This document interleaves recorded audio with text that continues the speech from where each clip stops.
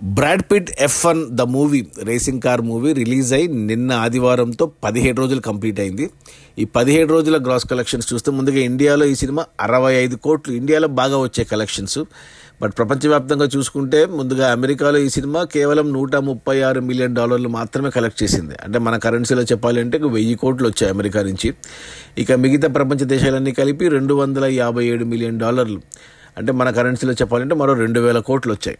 అలా టోటల్గా ప్రపంచవ్యాప్తంగా F1 సినిమా $393 మిలియన్ కలెక్ట్ చేసింది.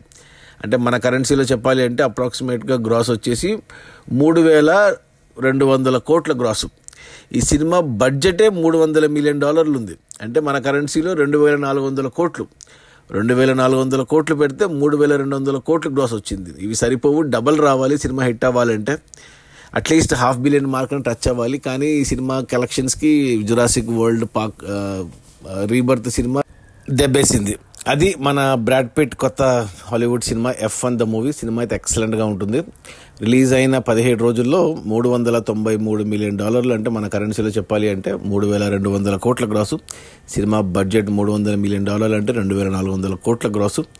2400 కోట్ల బడ్జెట్ ఇది సరిపోదు. సినిమా కనీసం $500 మిలియన్, అంటే 4000 కోట్లు రావాలి. కష్టమే. సినిమా కమర్షియల్గా ఫ్లాప్ అని చెప్పాలి ప్రస్తుతానికి. Okay, bye.